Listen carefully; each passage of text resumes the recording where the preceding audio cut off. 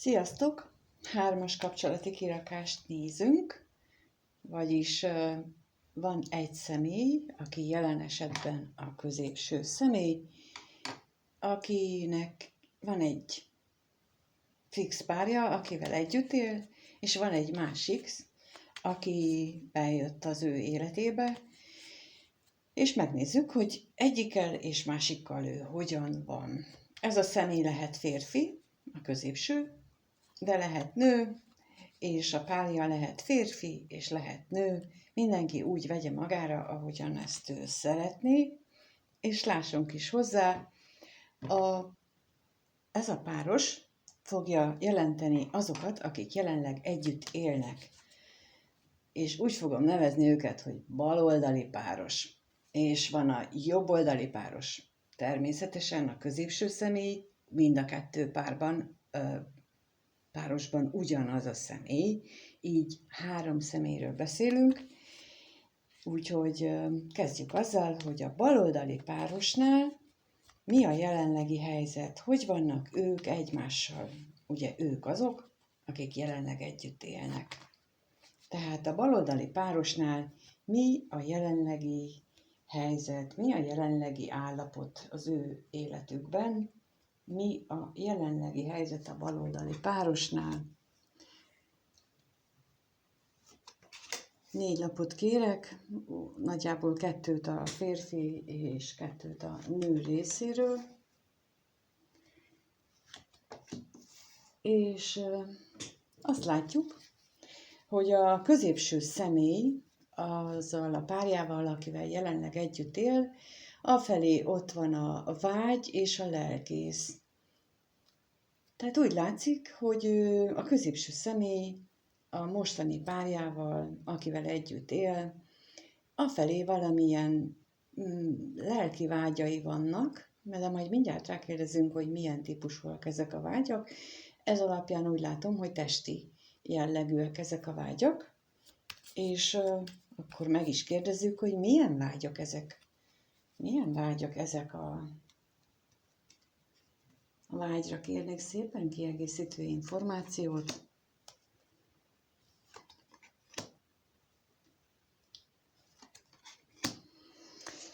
És a lelkészre is kérnék szépen.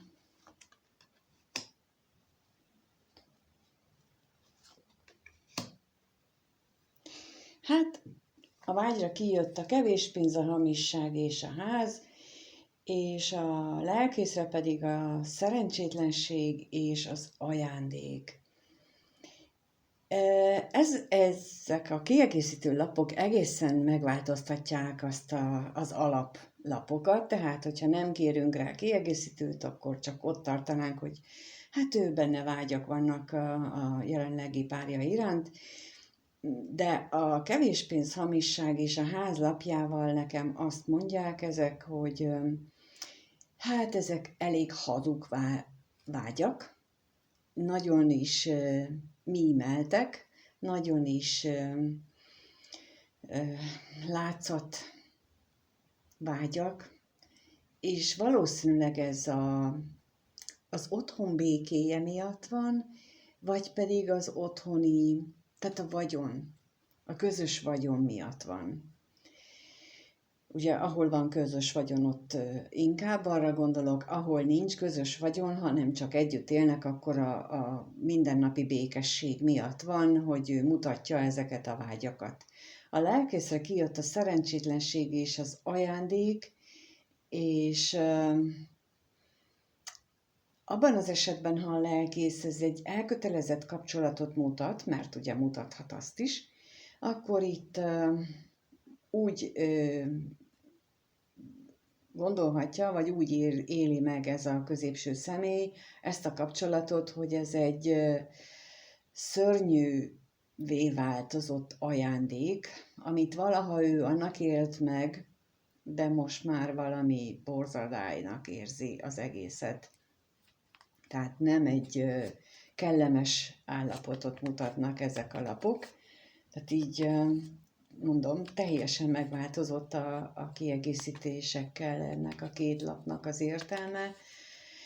És akkor megnézzük, hogy az ő párja, akivel jelenleg együtt él, a baloldali párosból, a nő részéről megjelent a féltékenység és a veszteség, és ez alapján ugye itt is azt mondanám, hogy ez a nő, ő benne vannak megérzések, vagy valóban tudja, hogy a középső személynek van másik, vagy megérzései vannak arról, hogy itt nem teljesen kerek ez a kapcsolat, és valamit érzékel veszteségként is ebből a kapcsolatból, és akkor rákérdezünk arra, hogy mit érzékel, tehát először a veszteségre kérek, mit érzékel ő veszteségként,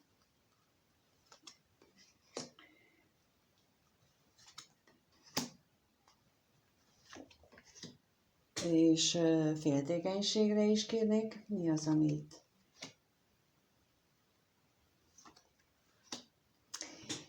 hát kijött a veszteségre a látogatás, a remény és a levél, a féltékenységre pedig a szerelem és az örvendezés.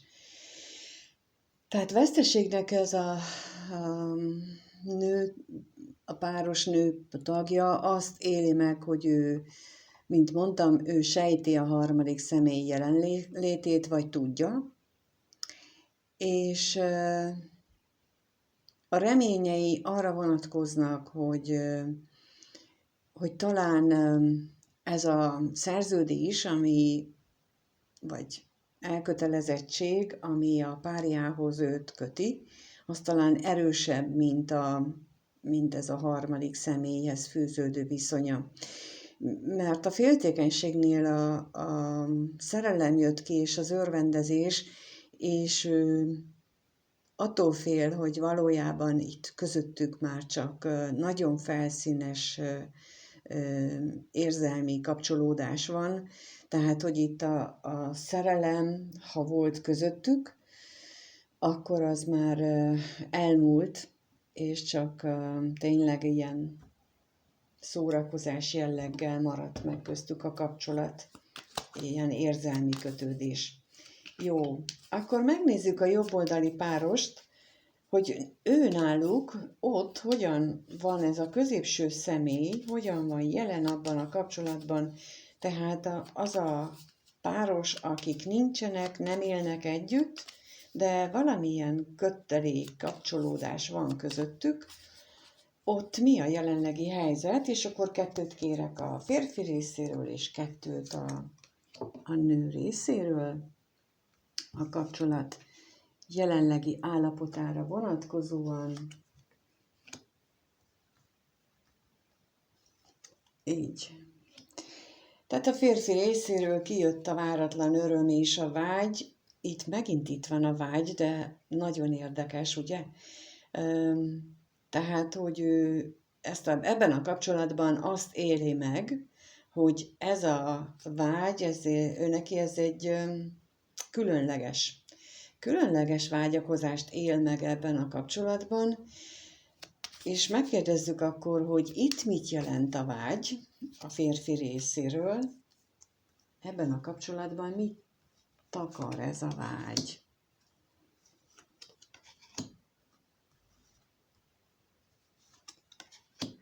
És a váratlan öröm mit jelent?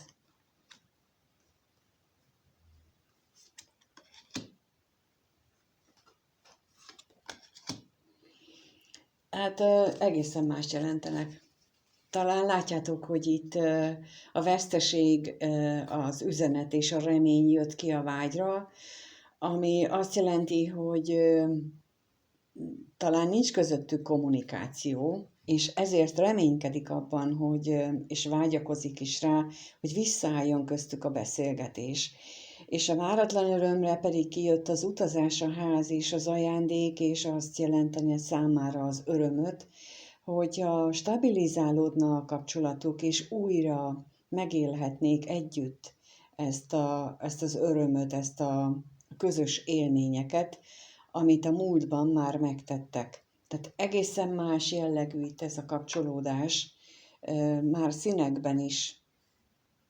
Bár ugyanúgy kijött a ház és az ajándék, mint a másik kapcsolatában, de itt a kísérőlapok egy nagyon pozitív felhangot adnak nekik. És akkor megnézzük, hogy akkor itt a párja, az ő részéről kijött a bíró és a kevés pénz. Hát ő ebben a kapcsolatban úgy érzi, hogy döntés előtt áll ez a kapcsolat. Tehát, hogy mivel kevésnek érzi ezt a kapcsolódást pillanatnyilag, mint látjuk a veszteség és az üzenetlapjából, valószínűleg nincs is nagyon kommunikáció közöttük, természetesen kevésnek érezheti ezt az egészet, és úgy gondolja, hogy jó lenne eldönteni már, hogy akkor hogyan tovább. De megkérdezzük, hogy mit jelent itt a bíró valójában a nő részéről. Mit jelent a bíró és a kevés pénz?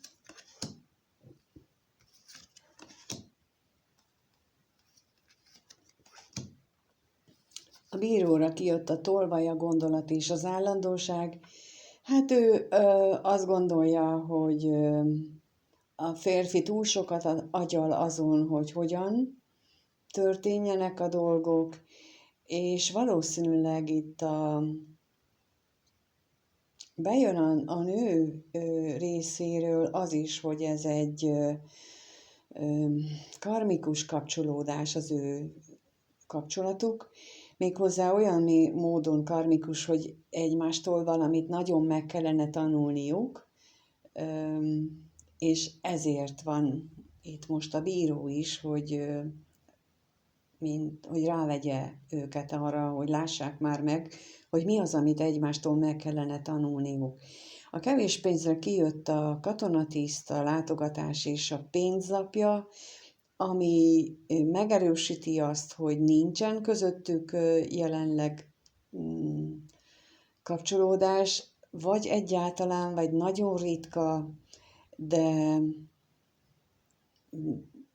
ez így, ami van, az nagyon-nagyon kevés, és ezért érzi úgy a nő tagja, hogy itt valami döntés kellene, illetve ha benne van itt ez a karmikus kapcsolódás, akkor az is lehetséges, hogy ott már az energiák feszítik ezt a nő részét, biztosan a női oldalt, hogy itt valamit meg kellene látni, föl kellene fedezni, meg kellene érteni ebből a kapcsolatból.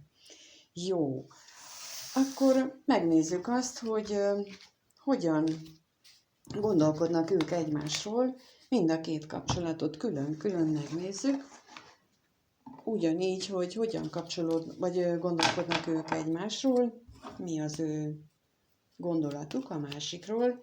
Megint először a baloldali párost nézzük meg, akik jelenleg együtt élnek.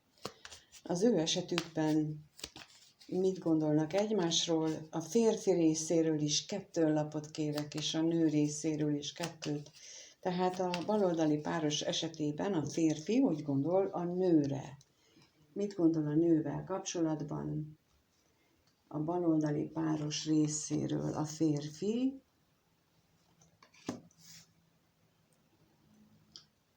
és a nő mit gondol?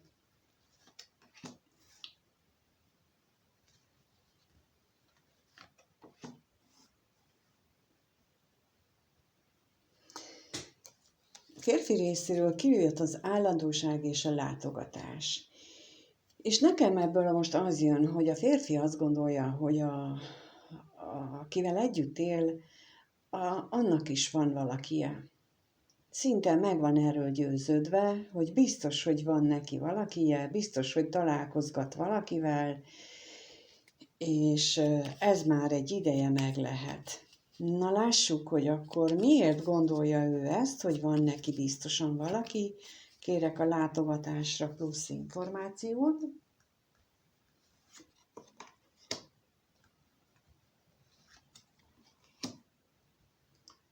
És az állandóságra is kérek információt.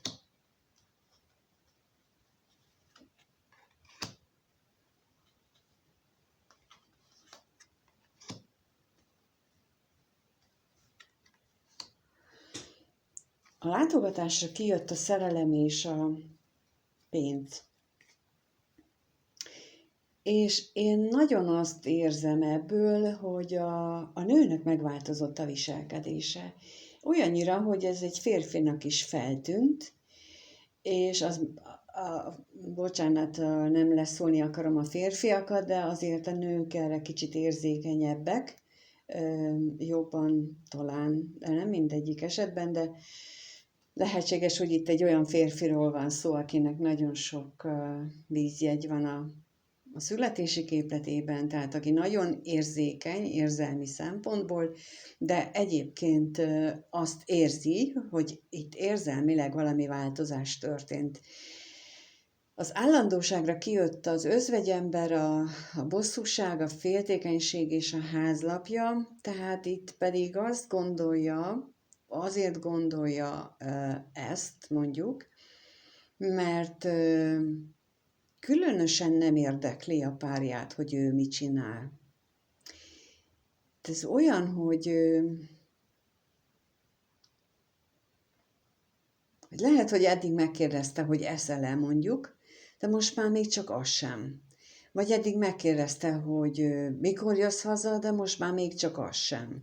Tehát, hogy így ilyen módon gondolom én, hogy ebből már feltűn neki, hogy itt valami történik, és ezért ő ezt gondolja, hogy valakije van ennek az ő jelenlegi társának, akivel együtt él. És ez bizony őt elgondolkodtatja, és dühíti is. Ugye itt bejön a birtoklási vágy, ami egy férfi részéről igenis, meg nem csak a férfiaknál, de a nőknél is, de a birtoklási vágy az ilyenkor megszólal bennünk, és akkor azt mondja, hogy hát ő másnak is kell, akkor én nekem itt figyelni kell, mert hát akkor birtokon kívülre kerülök. És mindemellett azért benne vannak a félelmek, hogy az ő kényelmét, az ő otthoni kényelmét is elveszítheti. Tehát ilyen gondolatok vannak benne a nővel kapcsolatosan.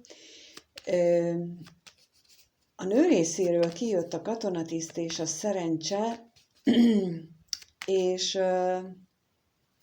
ő viszont azt gondolja a másikról, hogy pontosabban ő is azt gondolja a másikról, hogy az távolságot tart kettejük között, és ezt végül is ilyen szerencsésnek éli meg. Tehát ez a nő, úgy látom, hogy ő nem is akar nagyon közelebb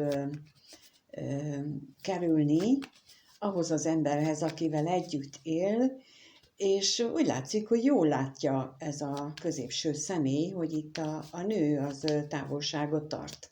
De hát megkérdezzük, hogy miért van itt a katonatiszt, miért tart ő távolságot? Miért van itt a katonatiszt? Mire vágyik?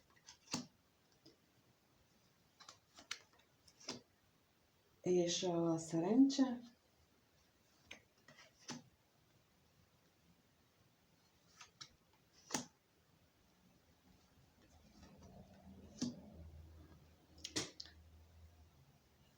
Kijött a katonatisztra a vágyakozás, a szomorúság és a veszteség, tehát ő arra vágyna, hogy múljon már ez a szomorú, kétségbeesett állapot, amiben vannak, mert a szerencsére meg kijött az örvendezés, az özvegyasszony és a házasság, tehát itt megjelent ő, mint özvegyasszony, mint az özvegy férfi párja, milyen érdekes, és ők hátat fordítanak egymásnak. Tehát én úgy látom, hogy ő látja azt, hogy ők eltávolodtak egymástól, látja azt, és szeretné, hogyha ez megváltozna, és szeretné, hogyha másképp alakulnának a dolgok, de annak is örül pillanatnyilag, hogy valahogy itten a mindennapjaikat viszonylag jól megélik. Nem teljesen látszik ebből, hogy van neki valaki, úgy, ahogy azt a középső személy érzi, viszont nem is zárható ki, mert itt a jelenlegi lapok azt mutatják, vagyis arra is utalhatnak, inkább így mondom, hogy van neki valaki ténylegesen a képbe, úgyhogy lehetséges, hogy aki most nézi, azoknak egy részénél van valóban harmadik személy, vagy negyedik személy a képbe, és a középső személy ezt jól érzékeli. Jó, de akkor lássuk itt, hogy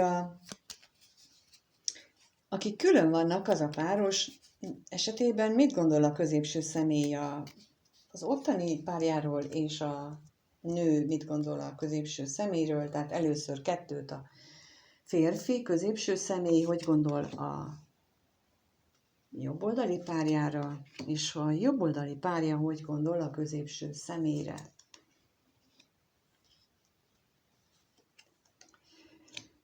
Középső személynél kijött az özvegyférfi és az ajándék.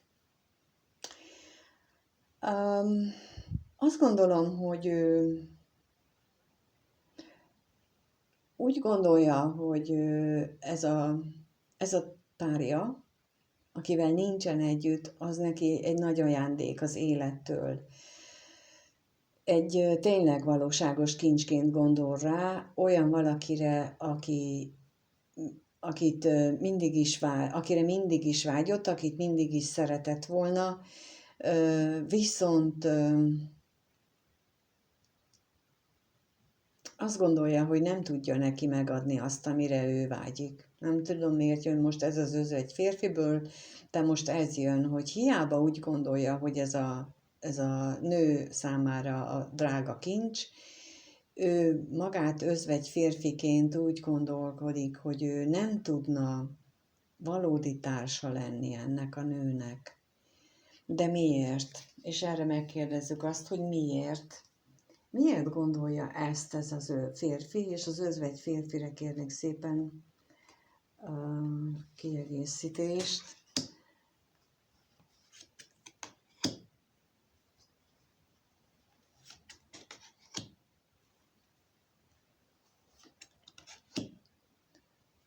Kijött rá az özvegyasszony, a bosszúság, a szerencsétlenség és a ház.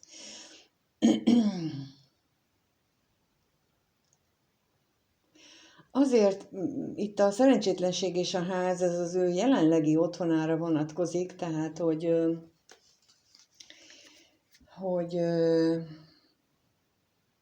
neki van az a kapcsolata, ami neki nagyon sok bosszúságot és szenvedést okoz, de még mindig ragaszkodik ahhoz. Én ezt érzem ebből, hogy azért gondolja, hogy ő nem való ehhez az új társához. És az ajándékra is kérnék szépen.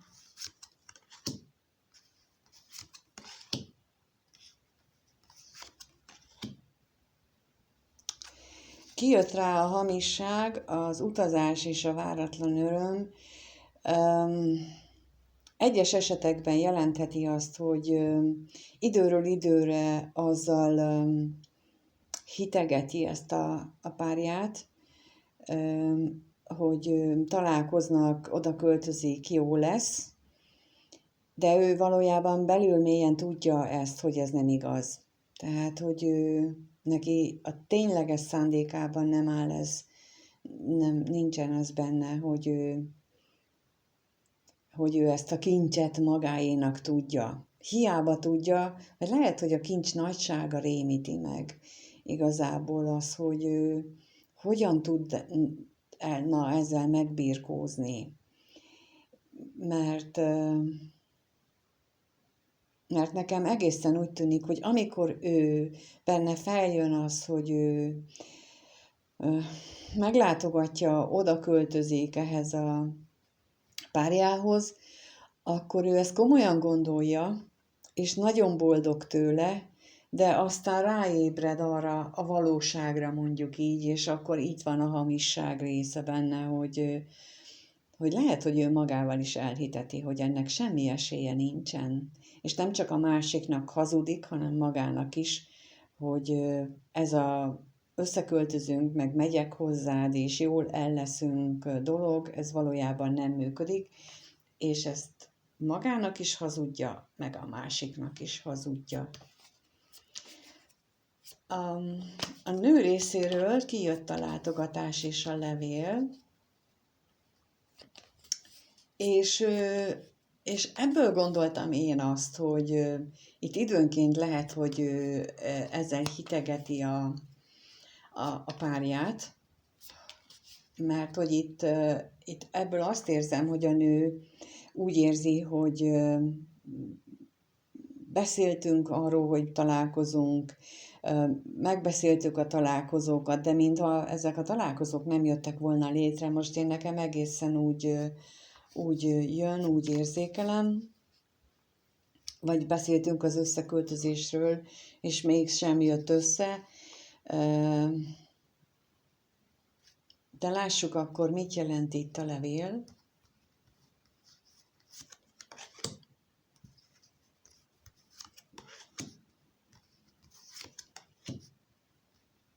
És a látogatás.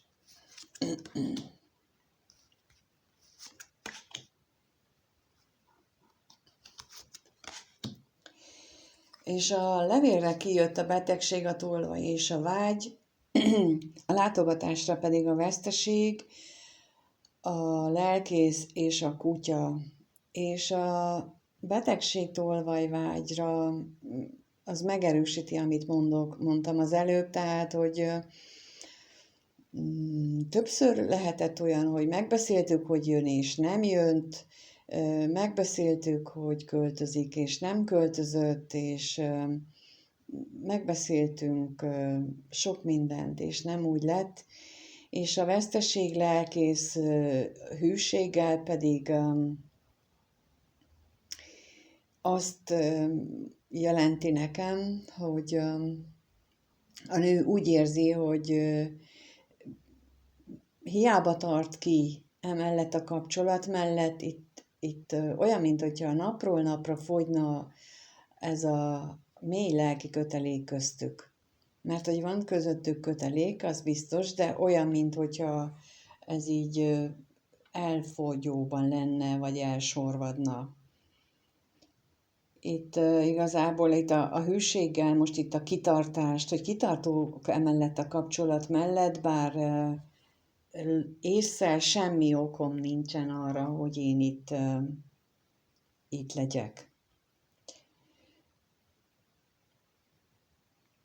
Hát érdekesek ezek a gondolatok, de lássuk akkor, hogy mit éreznek egymás iránt ezek a párok, mert a gondolataik hát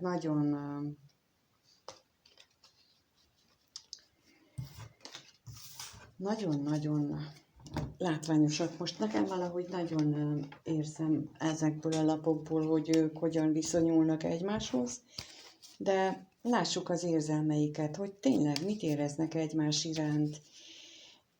Miért van az, hogy ez a középső férfi ennyire kötődik még ahhoz, akivel jelenleg együtt él?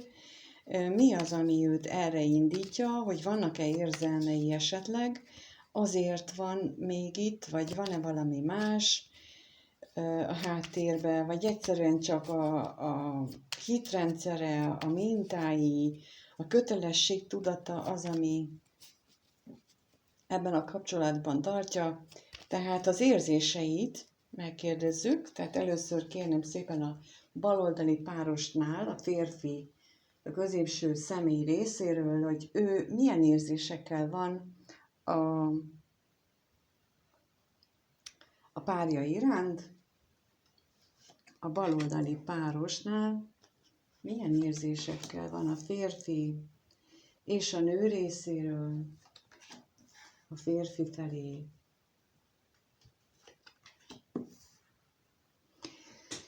Férfi részéről kijött a halál és a házasság. Ez a kombináció azt jelenti, hogy ő valahol mélyen magában eldöntötte már, hogy ezzel a kapcsolatot befejezi. Még nem tudja mikor, de már eldöntötte. Ez a legnagyobb érzés benne, hogy ennek véget kell vetni. És akkor megkérdezzük, hogy A halálra is kérnék plusz információt, hogy miért hezitál még.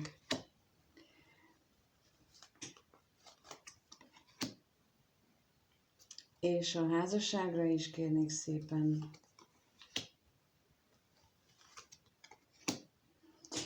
A halálra kijött a bíró és a szerelem, ami azt jelenti, hogy nagyon mély érzelmek vannak még a kapcsolat felé benne, és ezek nem biztos, hogy szerelmes érzések, sokkal inkább talán az együtt eltöltött vagy megélt nehézségek, átélt szenvedések.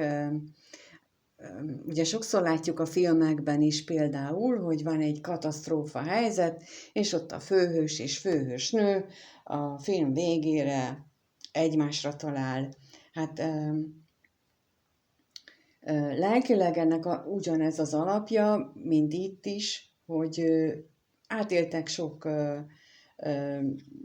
katasztrófa helyzetet, és ez mély nyomokat hagyott benne, és ezt nehezen tudja feladni. És kijött a házasságra az állandóság és a pénz, és a másik ok pedig a vagyon. Ha közös vagyon van, akkor az, ha nincsen közös vagyon, akkor pedig itt megint az a karmikus kapcsolat jön nekem. Egy nagyon erős kötelék, karmikus kötelék jön itt, amit talán előző életekből hoznak, és talán még nem jutottak el odáig, hogy ezt felismerjék és meglépjék. Ugyanakkor azt is érzékelem ebből, hogy lehetséges, hogy nekik ez a feladatuk, hogy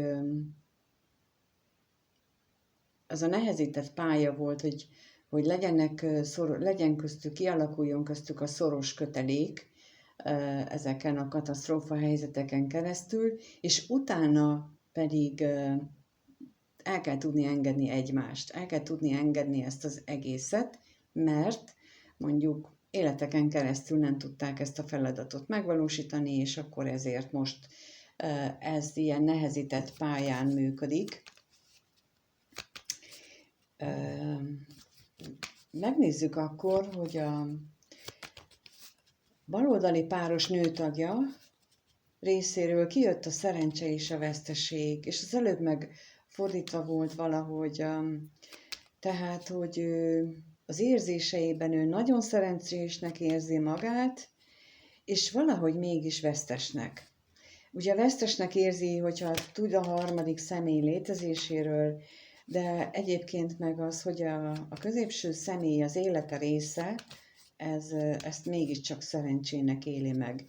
És akkor kérnek szépen először a szerencsére, hogy mit jelent ez itt, milyen bővebbet tudhatunk meg róla.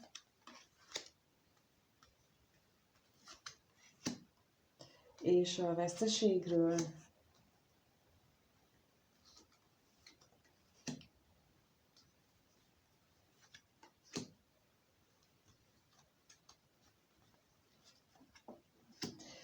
a szerencsére kijött az özvegyasszony és a váratlan öröm, a veszteségre pedig a vágy, a látogatás, az ellenség és az üzenet.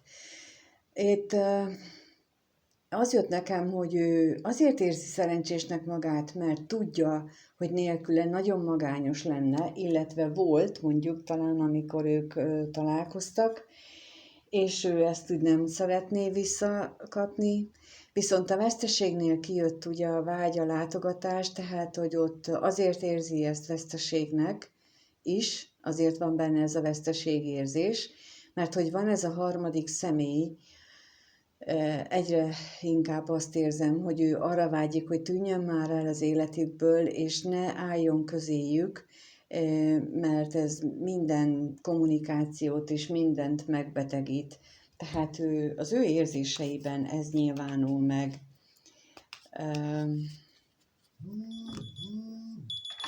Lássuk akkor a jobboldali páros részéről, hogy ki az, aki gondol valamit, egyáltalán érez, És ki az, aki nem érez a másik iránt, mondjuk? Vagy mind a ketten éreznek? Jó, tehát akkor a jobboldali páros, akik nem élnek együtt, ott a középső személy mit érez az ottani párja iránt? És az ottani párja mit érez a középső személy iránt? A középső személy részéről kijött a hűség és a katonatiszt, és ez egy nagyon kitartó elköteleződést jelent, de valahogy mégis távolságtartás. Ugye a gondolatainál kijött az, hogy ők nem illenek össze, nem valók együtt, nem lehet ebből semmi, tehát az tagadás része van, és az a katonatiszt nekem ugyanezt jelenti most, hogy nagyon-nagyon-nagyon, ő az ajándék, ő a minden, de csak messziről, tehát közelről még nem merem megfogni, mert hát ha eltörik, hát ha eltűnik, hát ha csak légvár az egész. És akkor kérnék szépen erre a hűségre még, hogy mit jelent a hűség, mire vágyik. És a katonatisztre is kérnék szépen.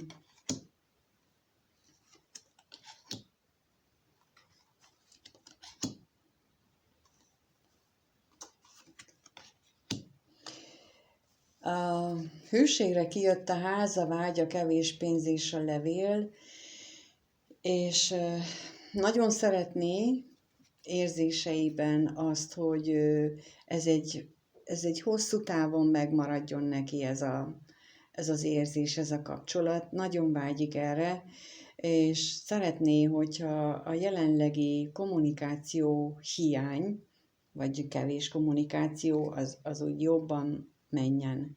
A katonatisztre kijött az örvendezés, az üzenet, a halál és az özvegyférfi, és ott pedig az érzéseknél szintjén azt reméli, vagy azt szeretné, hogy töltsenek együtt időt, sokat, ahol jól érzik egymást, vagy együtt magukat, és jókat beszélgetnek, és szűnjön meg végre az ő végtelen magányossága, amit megél az életében, és ezt mind ettől a nőtől reméli. Tehát így nem az jött ki, hogy itt ilyen nagyon mély szerelem van, de ez egy nagyon-nagyon-nagyon mély kötődés, és kitartó kötődés. És a nő részéről kijött a bosszúság és a féltékenység. Hát a nő itt nem látja ezeket a dolgokat, hogy mi történik a háttérben, ez egyértelmű.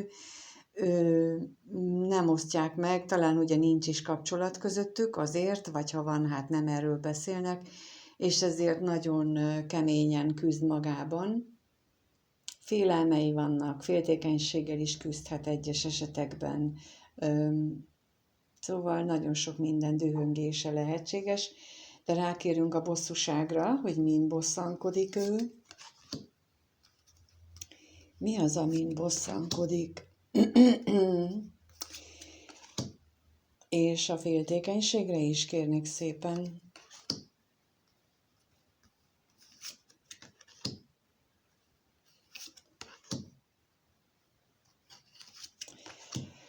Itt a bosszúságra kijött a betegség, a lelkész és a remény, ugye az előbb már a gondolatainál ugyanez kijött, tehát hogy így a közöttük lévő lelki kapcsolat az lazul, ő úgy érzi, de reménykedik benne, hogy ez helyreállítható, és emiatt időnként másképp érez, tehát bosszankodik is, hogy hogyan és mint van. Tehát ez így neki nem minden pillanatban kellemes érzés a másikkal szemben. A féltékenységre pedig kijött a házasság, az özvegyasszony, az ellenség és az állandóság, és itt a féltékenységet érzem, tehát a másik kapcsolatra való féltékenységet érzem. Azt érzi, hogy az a párja a középső személynek, akivel együtt él most, az nagyon megakadályozza őt mindenben, nagyon hátráltatja, nagyon negatív hatással van a jobboldali kapcsolatra, tehát akik nincsenek, nem élnek együtt arra a kapcsolatra, és bizony úgy érzi, hogy ennek már sosem lesz vége. Hát akkor ezt látjuk érzések szintjén, és akkor megnézzük, hogy hogyan alakul ez a kapcsolat a következő 1-2 hétben. Ez egy olyan kapcsolódás, ami szerintem mostanában, nem mostanában jött ilyen ki. De mindig más energiákat, vagy hát legtöbbször más energiákkal találkozom. És nem tudom, most már ide süt a nap, úgyhogy remélem azért még valamennyit látni fogtok belőle. Igyekeztem előtte megcsinálni, de meglátjuk. 2 lapot kérek a középső személy, és 2 a párja részéről, tehát hogyan alakul a baloldali kapcsolat, baloldali párosnak a kapcsolata a következő 1-2 hétben, 2 a középső személy részéről.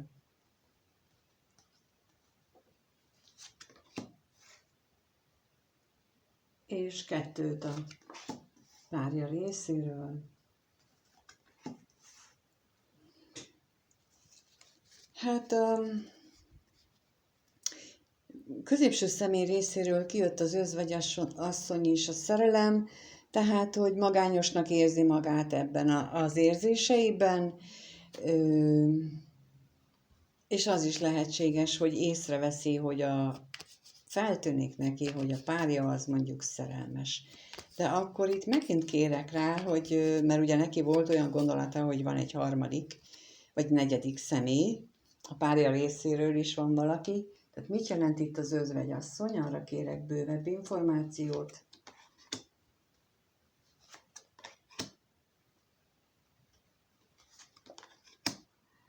És a szerelemre is kérnék szépen.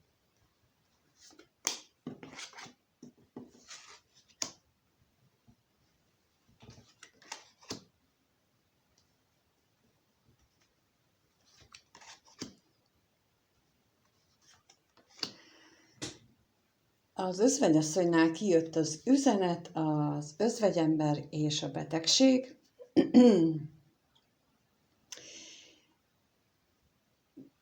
Lehet, hogy beszélni fog vele erről, hogy ő gyanakszik valamire, de az is lehet, hogy a kommunikációjuk nagyon üres lesz, mert a középső személy az nagyon maga alá kerül, az eddigieknél is jobban talán, mert továbbra is itt látszik, ugye a szerelemre kijött a látogatás, szerencsétlenség, ellenség és vágy, tehát, hogy továbbra is az a gyanúja van, hogy itt van 4. személy, van a nő részéről is, és nem azt mondom, hogy ez őt zavarja. Sokkal inkább hát nem úgy zavarja, hogy mélyen érzelmileg zavarja, hanem azt, hogy lehetséges, hogy egyeseknél még azt is jelenti, hogy bárcsak lenne neki, így a vágy és ellenséggel, tehát, hogy bárcsak lenne valaki olyan, aki így bezavarna a képbe, de a lényeg az, hogy ő úgy fogja érezni továbbra is, hogy itt van letétás.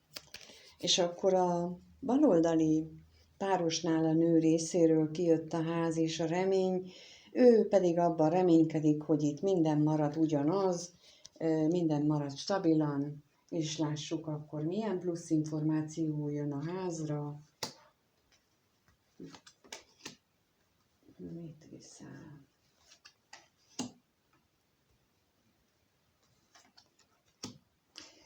És a reményre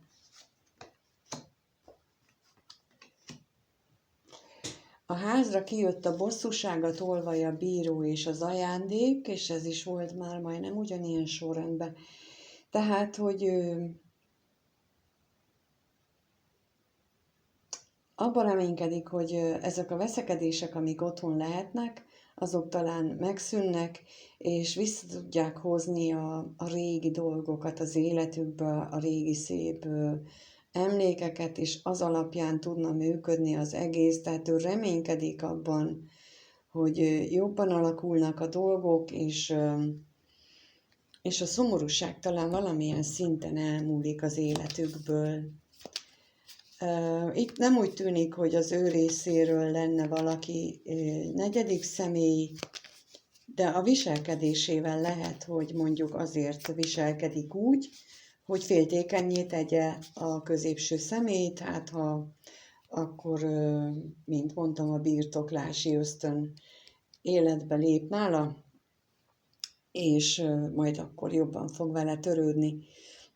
És akkor a jobboldali párosnál nézzük meg azt, hogy náluk hogyan alakul a következő 1 hét, 2 hét. A középső személy részéről kérnék 2 lapot, ott kijön a vágy és az utazás, és az ő tani párja részéről pedig az ellenség és a hűség.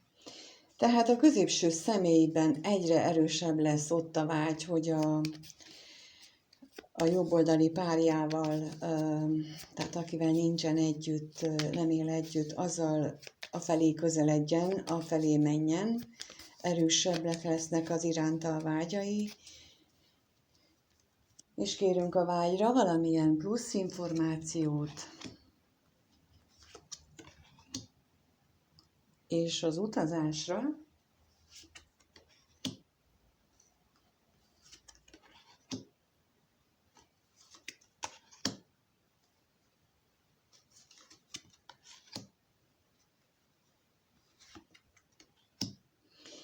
a vágyra kijött a tolvaj és a szerelem, az utazásra pedig a lelkész, a vesztesség, a féltékenység, özvegyasszony és a váratlan öröm.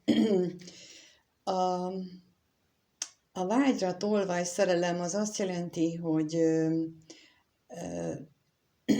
azért közeledne, hogy nehogy eltűnjön ez a szerelem az életéből. Tehát, hogy ő ez a közeledés, vagy ez a nyitás felé, a párja felé, az ebből fakad, hogy fél attól, hogy ez a kapcsolat lazulni fog, mert az utazásra ugye kijött a lelkész és a veszteség, tehát hogy kezdi talán ő is megérezni, hogy itt lazulnak a lelki kötelékek, és fél attól, hogy elveszíti itt ezt a párját, és azt nem szeretné igazából. A nő részéről pedig kijött az ellenség és a hűség, és itt ő úgy látja, hogy nagyon sok akadályozó tényező van, stabilan megvan ez az akadályozó tényező, és nem is tudja, hogy mit csináljon vele, de megkérdezzük, hogy mit jelent itt az ellenség. Az ellenség mit jelent?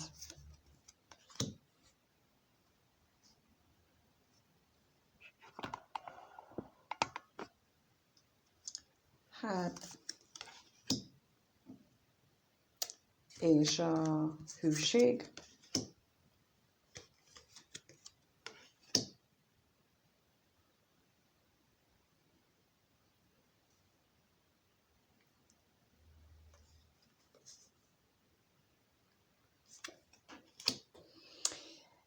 Az ellenségre kijött a szerencsétlenség, a betegség és a házasság. Tehát itt az elsőnél is kijött már az, hogy ő nagyon úgy érzi, hogy ez a meglévő kapcsolat, ez nagyon hátráltatja és akadályozza az ő kapcsolatuk továbbfejlődését, és ez továbbra is megmarad ebben a nőben. Az örvendezés, a bosszúság és a pénzlapja jött ki a hűségre, és az pedig azt mondja, hogy akadályoztatva van a kettejüknek a találkozása, az együtt megélt örömök.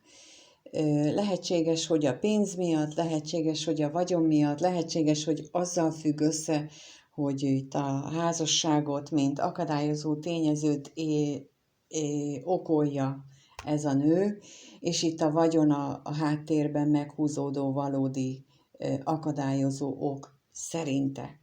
Ez látszik a következő időszakra, úgyhogy ez